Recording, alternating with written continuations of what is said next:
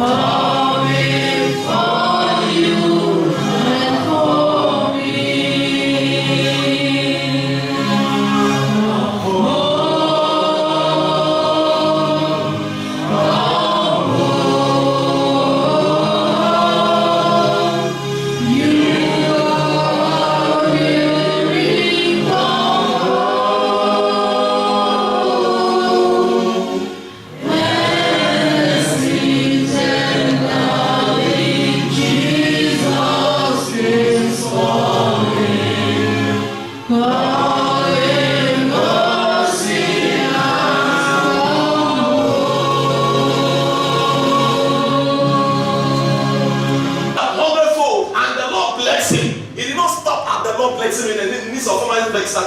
And the man was great and went forward and grew until he became very. God bless you.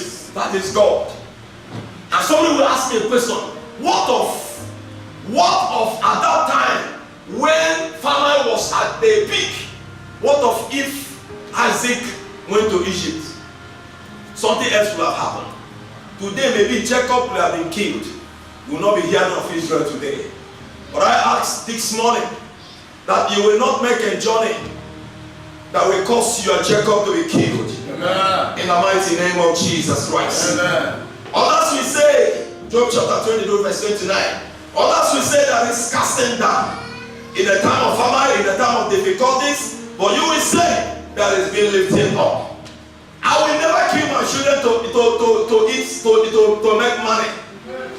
You know that this thing that this woman did, I said that we're looking at the character of these two women. It seems that they killed their children to make money. Not just to make money, but to eat for the food of the day. Abomination. It's a lesson. And that lesson is, you will not do that which will cause your tomorrow. Your children that you are born in today is your tomorrow, is your blessing for tomorrow.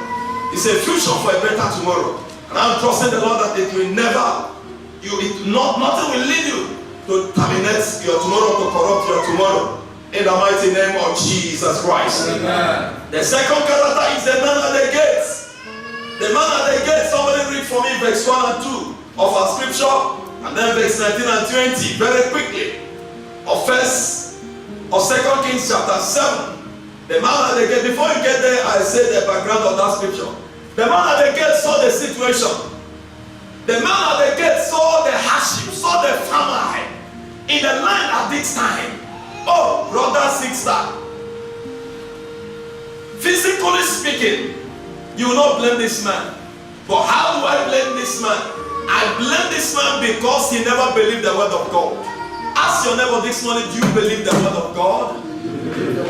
Or are you looking at the circumstances in this nation? Are you looking at the circumstances that we are seeing in the church? Or do you believe the word of God? Isaiah said, whom do we believe his report? Hallelujah! That is what Prophet Isaiah asked. Whom do we believe his report? The question that I'm asking this morning, Pastor Casey is asking, who do you believe his report? Sister Magis, who do you believe his report? Is it the report of God or is it the report of man? Who do you believe his report? This morning, I'm asking a question, whom do you believe his report? The man at the gate refused to believe the report of God. He agreed to believe the report of the circumstances. Brother, humanly speaking, you cannot blame this man. The hardship went to the level, the famine went to the level of a woman, open eyes like this, to kill her son. Oh, and boy, she sees her son boiling on the fire. And after the son has boiled, she brought the son down and eating, comfortable. Hallelujah! That will tell you the level of the famine. That will tell you the level of the hardship. Praise the Lord. And this man saw it and said, the man of God prophesied and said that God is able to turn around the situation. The God I'm telling you is that the same God that opened the river, that opened the Red Sea for our great grandfathers and caused them to pass on the dry ground. It looks like a magic. That great Red Sea, the power of Red Sea by the releasing of the staff of Moses. And Red Sea, the Bible says, this other side lifted a hand this way. The right side lifted a hand that way. And the center of the Red Sea was like an express road. It looks like a magic, but it's a miraculous power working of God. And the children of Israel passed by. Brethren, you may be thinking that we will go to a river that is and ask the river to part. What does that mean? It simply means that situation that looks like you don't even know how you are going to overcome it. Hallelujah! God that we serve is able to overcome it for you. Amen. That is what it means. Have you experienced a situation in your family before that looks like, I don't know how I'm going to approach this situation. I don't have the finances that it takes. I don't have the human resources that it takes. I don't have the connection that it takes. But God, in His infinite way, in His unsearchable way, He made a way for you. God has done it at different occasions for me and for my family. Hallelujah. Amen. Praise the Lord. Hallelujah. That is what it simply means. I call this man at the gate a scientist. Scientists, people, the scientists, they say that when you show me the evidence, I will believe. That is one thing that I didn't like about scientists. They said, anything that you say to them, they will tell you, please give me the proof. Hallelujah. They will say to you what? Give me the proof. I want to see the proof. That when you mix this acid and this acid, it comes to this. When you mix this formula and this formula, this will be the result. What is the proof? But God doesn't work that way. The Bible says the definition of faith. Hebrews chapter 1, chapter 11, verse 1. What the Bible says? Faith is the evidence of things thus what? Hope for, and substance of things that you have not seen. I believe that this is what God says concerning this situation. And by that belief, I confess that it will be done. When we are studying about faith, I gave to us an instances and illustrations of the manifestation of faith of Noah. Noah, the Lord said to him, this is how it's going to be. Build an ark. Nobody has ever built an ark before. He has never seen it before. And God opened his eyes in the dream and he saw it. And he was going to cut wood. Going to do this, going to do that. And people were laughing at him and saying, look at this old man. What is he doing? But that is what God says that he's going to. That is an assignment from God. And I believe what God says that he will surely do it. Amen. Hallelujah. Amen. And so don't ask me how. One thing that I know is that God has spoken. And he will surely do what he has spoken. Praise the Lord. Hallelujah. The man wanted to say approve. I won't be this man, but if I would have been him, I would have said, sure, I would have zipped up my mouth and said, let's see how it's going to happen. What concerns him? The king did not even speak anything. But the man was so inquisitive. The man says, I'm the second in command. If the chief commander did not say anything, I'm going to say something. Praise the Lord. I'm going to say something. Even if God set a window in heaven and begin to rain blessings, it will not happen. It is not possible. And the man of God looks at him and said that God will do what he says that will do, but he will not meet it. I pray for somebody here this morning that you will see it, you will eat it, you will benefit it, you will testify of it in the mighty name of Jesus. I said you will benefit of it in the mighty name of Jesus Christ. You will not be a doubting Thomas. In the book of John, chapter 20, if you read from verse 24, you can write it down. The Bible recorded after the resurrection of Jesus Christ, he visited the disciples when they were gathered. He visited them, but there was a man that was not there. And what is that man's name? Thomas. Thomas was not there. And the Bible says that when Jesus Christ has gone, Thomas came back. And they said to Thomas that Master comes here. Thomas said it is not possible. And the Bible says that it is Thomas that they call twins. And when I first studied around, I said, oh, these twins people, these people you can't underrate them. Praise the Lord. Twins people. I used to disturb when I was little, but I fear twins. If you find their trouble, you are in trouble that day. Remember that Perez and Meretz, they are twins also. Hallelujah. Thomas said, I can't agree until I see it, until I see him. And even if I see Jesus, I'm not agreeing until I see the wound in her palm. And I see the one in his side. I will not agree.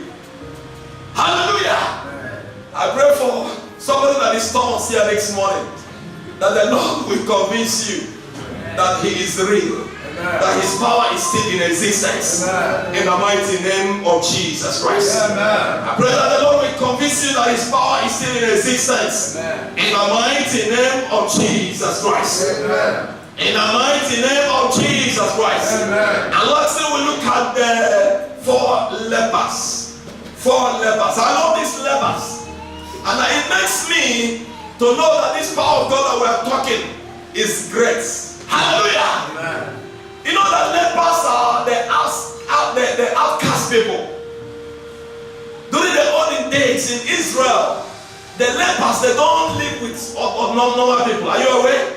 They don't live with normal people. And the Bible said that these lepers, their house were in the outskirts of the city. They were outside the gates. Praise the Lord. It is one of the messages that the Lord will permit me to preach one day, the fate of 4 lepers. I don't know when, I don't know which month, I don't know which year. There are many scriptures, there are many Bible, there are many places that has a lesson, many lessons that we will learn. The fate of 4 lepers. But it's not what we're talking this morning. Time will not permit us. My time is gone already. The 4 lepers. But what I want to mention from these 4 lepers, the characters of these 4 lepers, is the greatness of this God. The greatness of this God. The greatness of this God. And that's why whenever I talk something that is similar to this, I always advise us, don't underrate any man. Don't do what? Underrate any man. That you are rich today, you are prosperous today. Please don't misbehave. Don't underrate any man. God can lay hands upon anybody tomorrow and make that person to be great. Amen. Hallelujah. Amen. Don't underrate any man. The Bible says that God chooses the foolish things of this world to do what? To confound the wise. We must read that scripture in the book of 1 Corinthians chapter 1. God chooses the foolish things of this world to confound the wise. The question is, why is it that God did not even choose that man, that second in command, and said to him, there is something I'm going to do in the camp of the Samaritans. I'm going to do something in the camp of Samaria. So go. If that man is the man that is chosen of the Lord, it will not look like a powerful miracle. Praise the Lord. God that we are talking about, the power of God that we are talking about here, is this power of God that makes him to shoot a forbidden bird, a raven, to feed his servant Elijah. Power of God. God is a powerful God. You cannot dictate to him what he does. Praise God. And I am praying for somebody this morning that the power of God will locate you. Yeah. God will decide to choose you. Yeah. God will decide to raise his hands or release his hands upon you. Yeah. In the name of Jesus Christ. Yeah. The Bible says that God chose these 4 lepers. Suddenly these 4 lepers says, please, like Colin and please come. There is famine in this Samaria. Please, if we stay in Samaria, we will die. Please, let's go to the camp of Assyrians. If we die there, all die. Let's go.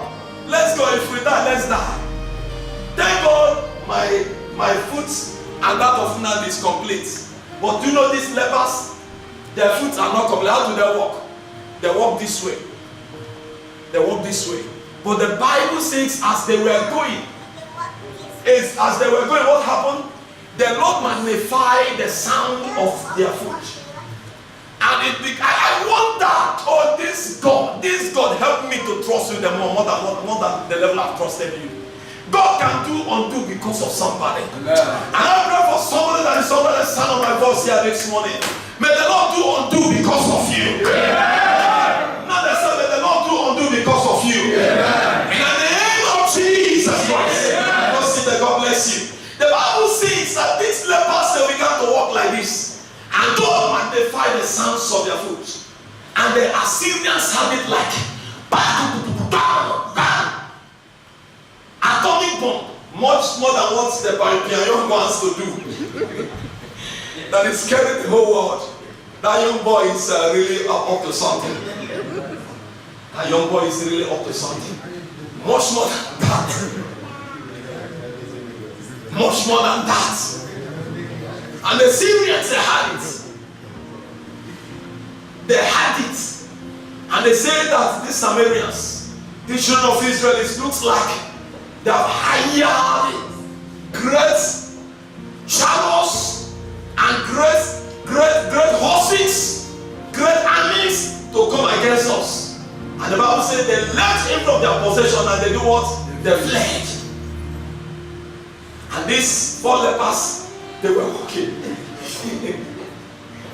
They were walking. I wonder, even if they are coming to this place, you will not even hear a single sound. Because it is not like we know some our brothers, when you see them walking on the street, you think that they go the street. They go the street, think that they are the owners of the street, and they were answering to your hello. What is that? I believe they are not like them. I believe they are not like them. Hallelujah. But the Lord, by his power, he did something. And the Bible says, that they went to the camp of the Assyrian and every place was empty, no army. All that they saw is great substances. And the Bible says they were carrying water. They are carrying and went and hide. They carried and went and hide. And they said, even if we do this for them and come, it will not finish. It is better we go back. The day that I'm going to preach message on this lepers, I will expand it. And those lepers that were rejected were the ones that sent the good news. And I pray for somebody here this morning. Those that are rejecting you when you are passing through the period of famine, you will send the good news unto them. Those that are rejecting you when you are passing the state of famine, you will send the good news unto them. You will send the good news unto them. You will send the good news unto them. Somebody stand to your feet this morning. I cannot continue the message, man. I'll stop here. I believe the message is almost gone. So pray this morning.